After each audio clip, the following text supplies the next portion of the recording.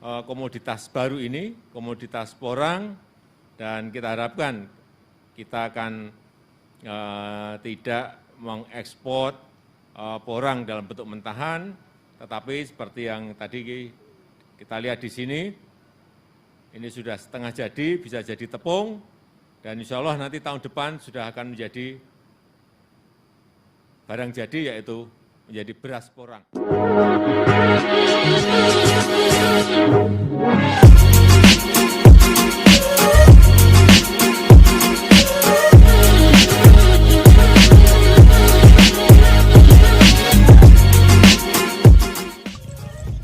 Halo, selamat sore. Saya Syahrudin Alrik, petani porang dari Sidrap, Sulawesi Selatan.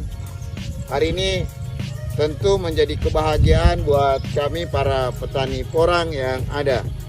Berkat dorongan Pak Presiden Joko Widodo bersama Pak Menteri Pertanian Republik Indonesia yang kemarin melakukan kunjungan ke pabrik di Madiun, adalah upaya untuk memberi motivasi kepada petani porang agar produksi di musim tanam 2021 ini untuk meningkatkan produksi.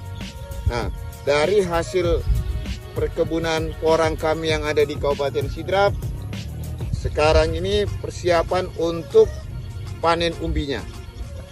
Tadi kami sudah sambil persiapan panen umbi, ini sekarang lagi panen katak super, dan dari lahan yang kami bina bersama kelompok tani, ya tentu sangat berharap bahwa dengan pemerintah, dalam hal ini Pak Presiden dan Pak Menteri Pertanian, mendorong hilirisasi porang ini agar tidak semata untuk menjadi bahan ekspor, bahkan menjadi bahan kebutuhan. Hilirisasinya sudah diperhatikan oleh pemerintah, termasuk hulunya juga. Kami sudah melakukan pertanian perkebunan porang dengan sistem intensif dan modern seperti ini.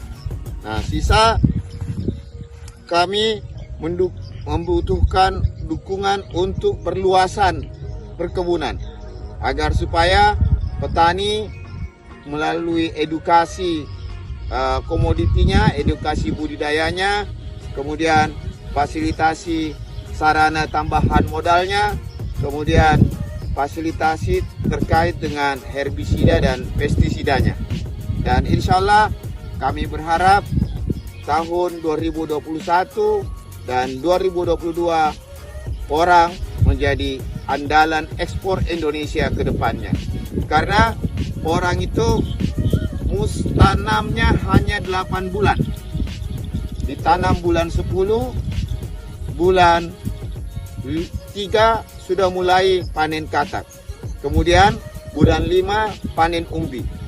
Dan ini salah satu contoh, satu pohon porang bisa menghasilkan 50 biji kataknya. Dan hasil umbi yang di bawah bisa menghasilkan umbi yang lebih besar, dengan bahkan menjadi bahan kebutuhan utama untuk pangan di Indonesia. Pak Presiden mengatakan porang akan menjadi bahan beras di masa depan, tepung, dan terutama di glukomanan yang dikandung oleh porang, yang mana glukomanan ini bisa digunakan untuk mie, bahan kosmetik, bahan obat-obatan, yang dengan kebutuhan dalam negeri saja porang bisa memenuhi, apalagi ditambah dengan kebutuhan ekspor. Nah, maka dorongan besar dari kunjungan Pak Presiden membuat kami para petani lebih semangat, dan tentu di musim tanam 2021-2022 akan lebih meningkatkan jumlah pertanaman yang ada. Dan kami di Sulawesi Selatan yang sudah hampir 26.000 hektar menurut data Dinas Pertanian Provinsi Sulawesi Selatan, ini sudah tertanami porang. Maka kami sangat yakin ekspor dari Sulawesi Selatan jauh lebih meningkat triwulan 5 nantinya.